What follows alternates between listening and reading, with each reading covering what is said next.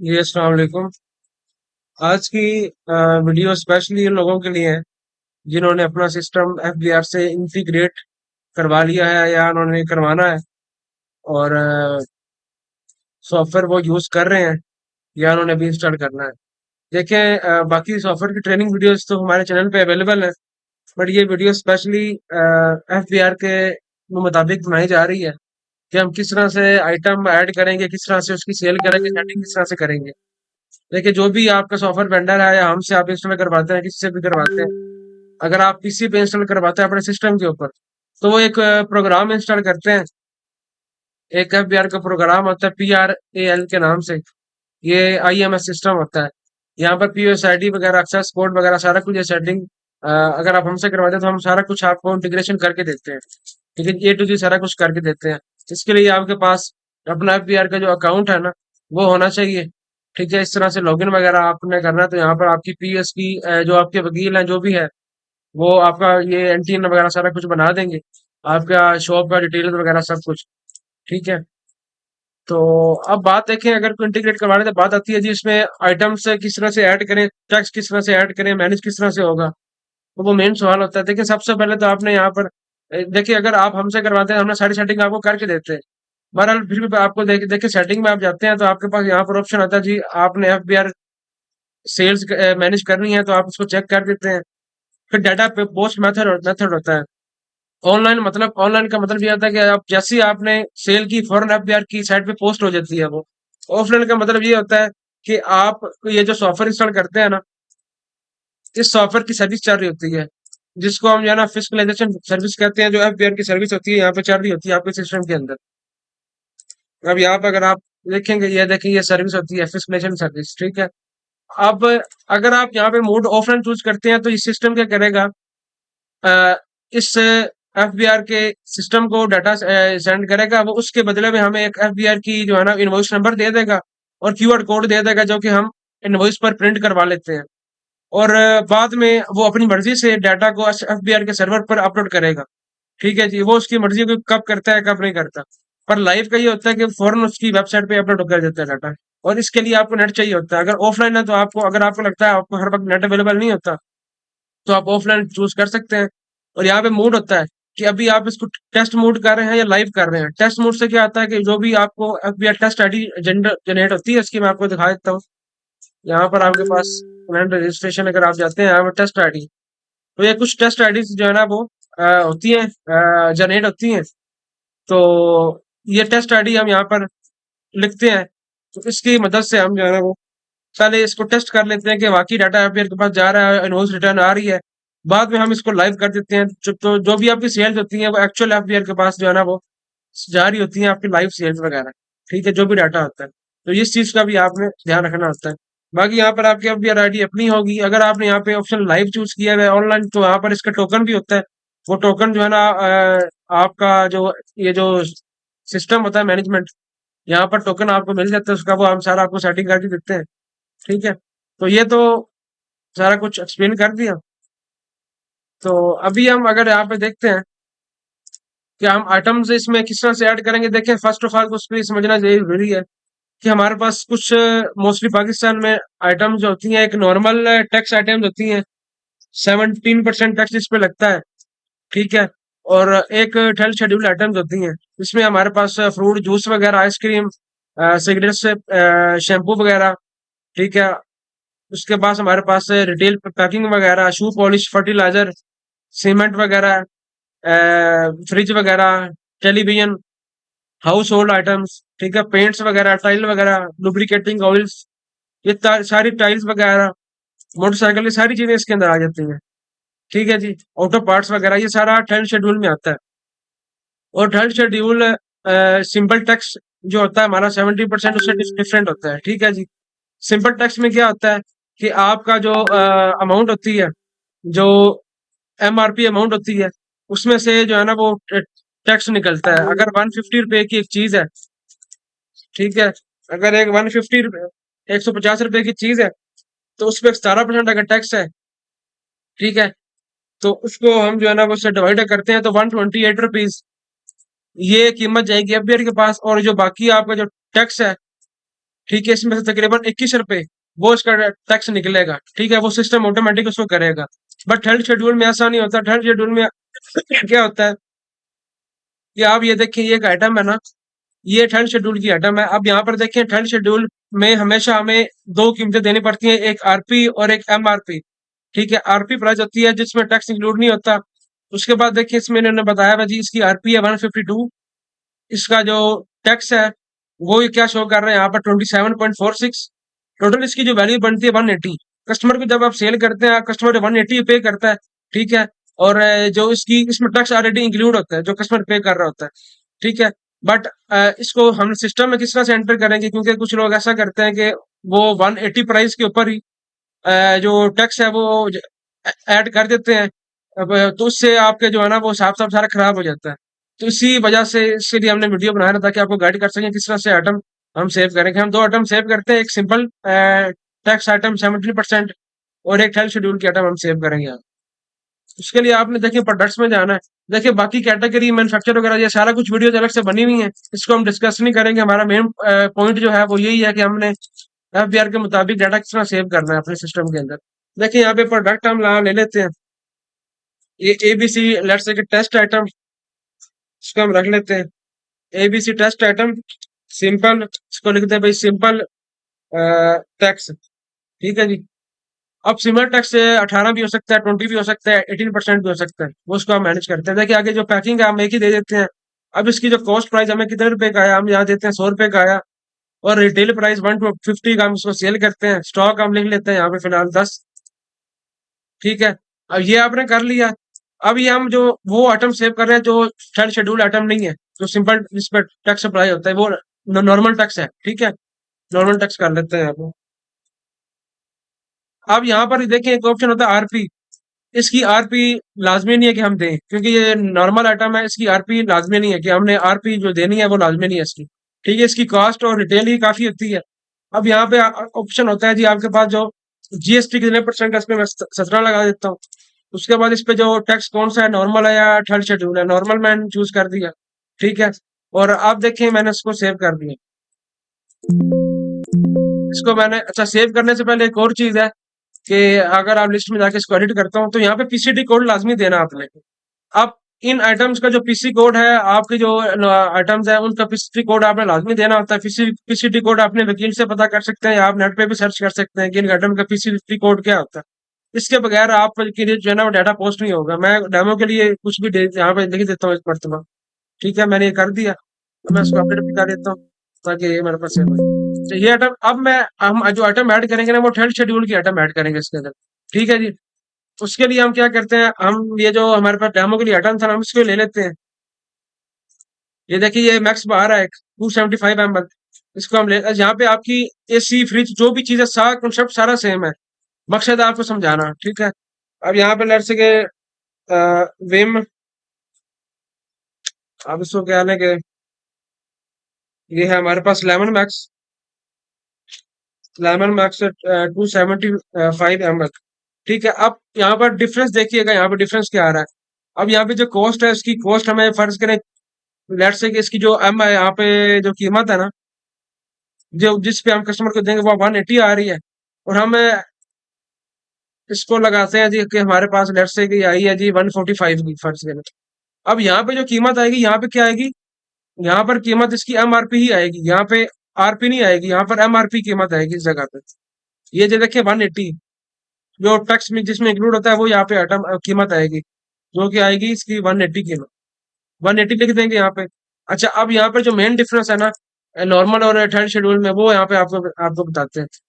वो ये है, अब इसकी जो आरपी है ना, आरपी आरपी मतलब कि रिटेल प्राइस, वो आपने यहाँ पे लाजमी देनी है। ठीक है, थर्ड शेड्यूल की। अब थर्ड शेड्यूल की आरपी क्या है, ये देखिए इसकी अगर हम आरपी देखें तो वो यहाँ पे आ रहा है 152.54, ये इसकी आरपी है।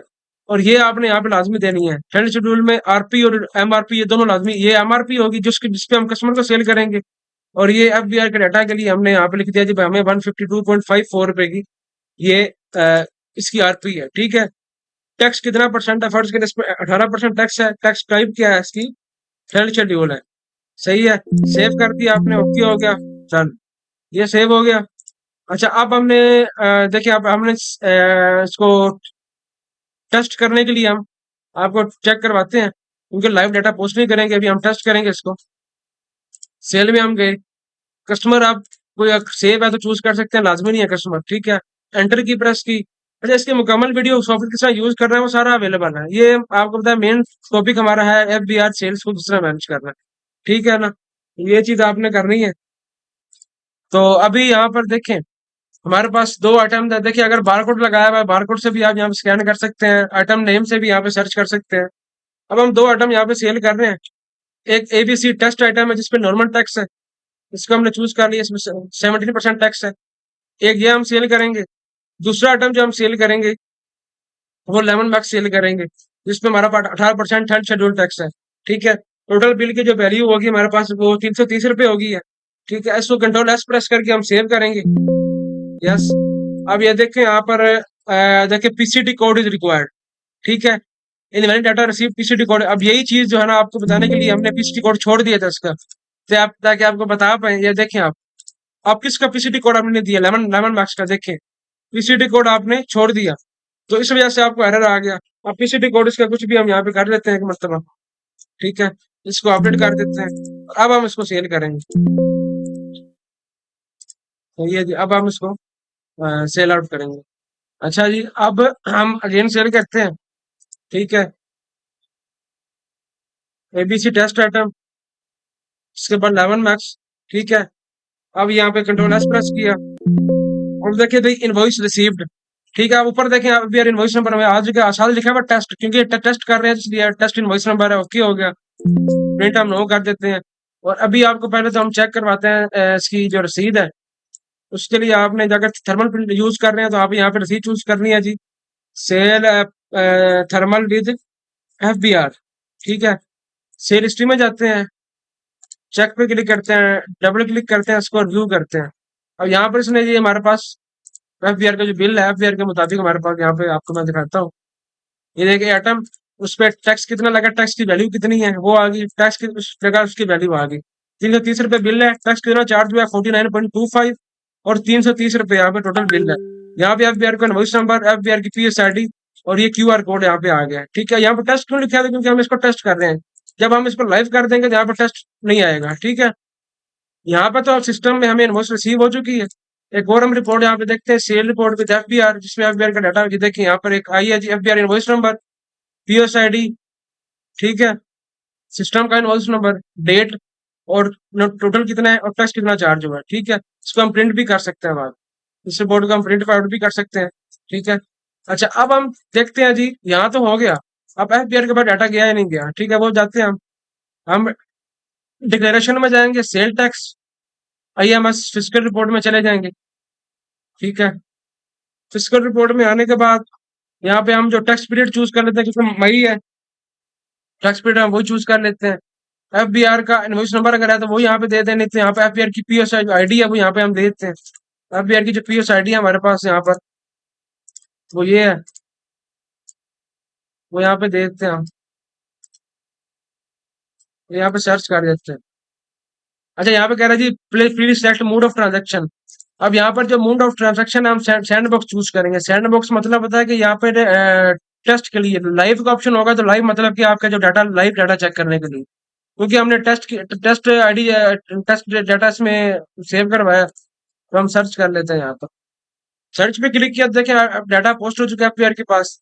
यहाँ पे इनवॉइस नंबर देखें, इनवॉइस नंबर के एंड पे क्या 97849, अभी हम इसको चेक करवाते हैं। अगर आप यहाँ पर चेक करते हैं, रसीद को चेक करवाते हैं आपको, आप इसको वेरीफाई कर सकते हैं कि जाके, ये देखिए 7849, ठीक है, 7849, ये भी है 7849, ठीक है। अब हम इसके बिल के अमाउंट चेक करें, 330, और यहाँ बिल के अमाउंट भी क्या है, 330 रुपये है। और टैक्स कितना चार्ज हुआ 49 है, इसका राउंड ऑफ कर दिया इसको, यहाँ भी टैक्स कितना है 49 है, ठीक हो गया। अब हम डेट भी आ गई हमारे पास। अच्छा, अब हमने चेक करना है जिसमें आइटम्स क्या सेल किए, उस पर हम इस पे इनवॉइस नंबर पे क्लिक करेंगे। ये दो आइटम हमने सेल किए हैं, ठीक है, एक एबीसी टेस्ट आइटम है। अब ये देखिएगा इसमें टैक्स रेट 70% है। अब ये देखिएगा सेल वैल्यू क्या है। अब उसने जो एफपीआर के पास सेल वैल्यू भेजी है ना, इसकी बिफोर टैक्स भेजी है, मतलब कि टैक्स निकाल के इसने इसकी वैल्यू उसके बाद भेजी है। ठीक है जी, टेक्स्ट की निकाल के उसने इसकी वैल्यू भेजी है। ठीक है, और जो उसमें ऑटोमेटिक उसने कर ली, क्योंकि ये नॉर्मल शेड्यूल की आइटम है और इसकी जो वैल्यू है वो सिस्टम ने खुद निकाल ली, उसको पता है इसकी वैल्यू किस तरह निकालनी है।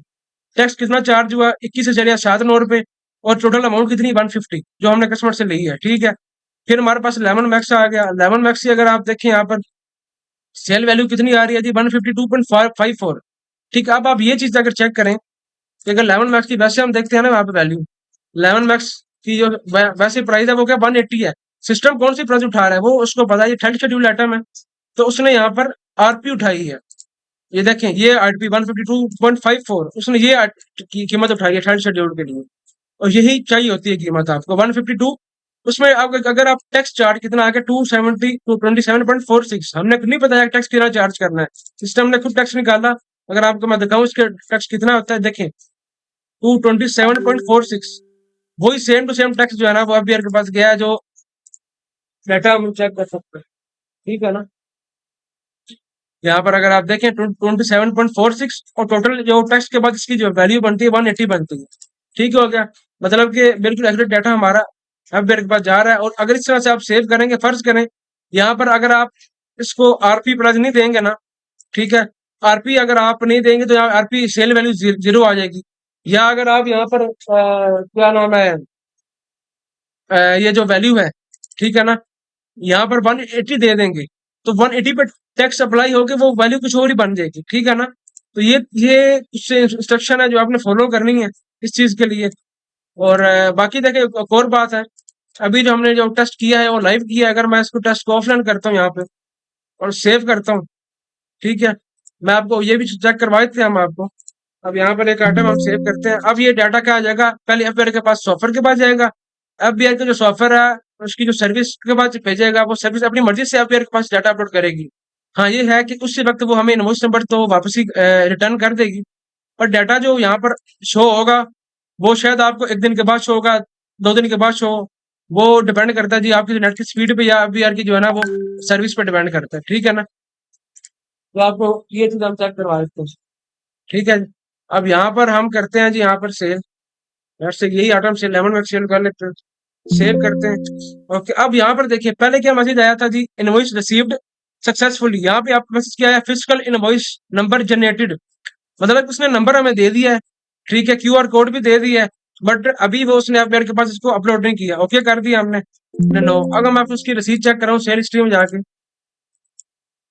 तो यहाँ भी सेम टू सेम हमें उसने इनवॉइस नंबर तो दे दिया, यार के देखिए इनवॉइस नंबर उसने दे दिया, क्यूआर कोड भी दे दिया, बट अगर मैं इसको चेक करता हूँ ना यहाँ पे, तो अभी तक मेरे पास देखिए वो रिसीव नहीं हुई, यहाँ पे इनवॉइस नंबर शो नहीं हो रहा, क्योंकि वो पहले एफबीआर जो डाटा है उसको ऑफलाइन काम कर रहे हैं अभी, तो वो जब वो डाटा आएगा उसके पास तो वो उसको इसके ऊपर अपलोड कर लेगा। ठीक है जी, तो ये दो तरीके होते हैं कि इस पे डाटा सेंड करने के, मोस्टली लोग ऑफलाइन यूज करते हैं क्योंकि अक्सर नेट वगैरह के इशू होने लगते हैं, तो वो एफबीआर का जो मोस्टली वो रिकमेंड यही करता है कि आप हमारा जो सॉफ्टवेयर के थ्रू ही इसको डाटा सेंड करें। ठीक है जी, जो कि हम आपको इंस्टॉल करके देते हैं, 95% यही होता है।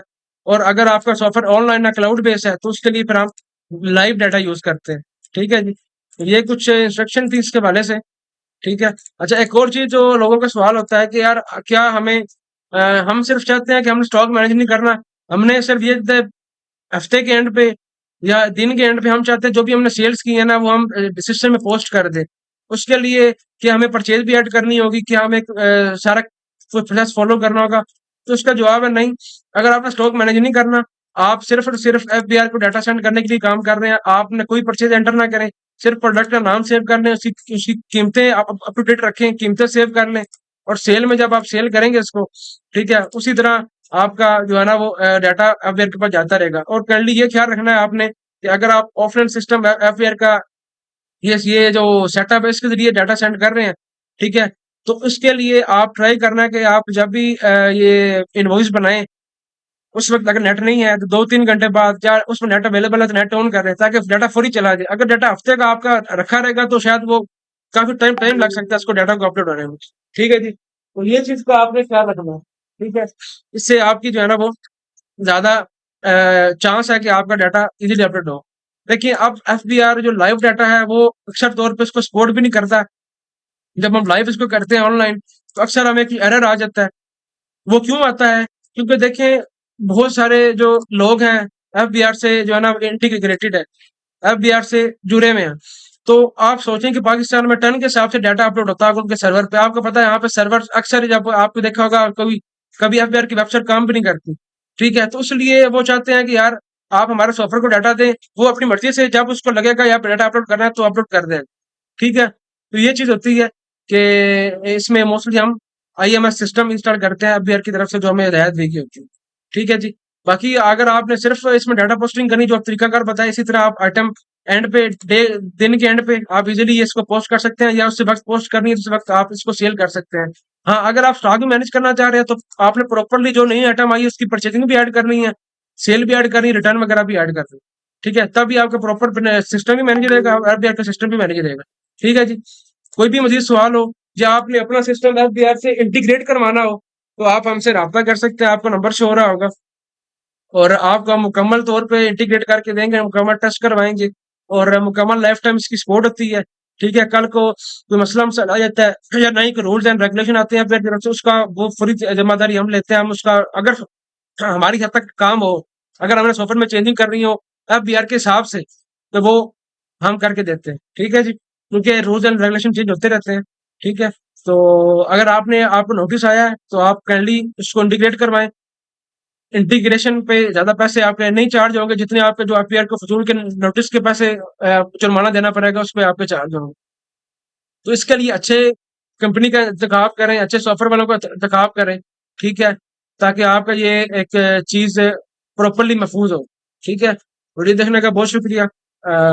अल्लाह हाफिज।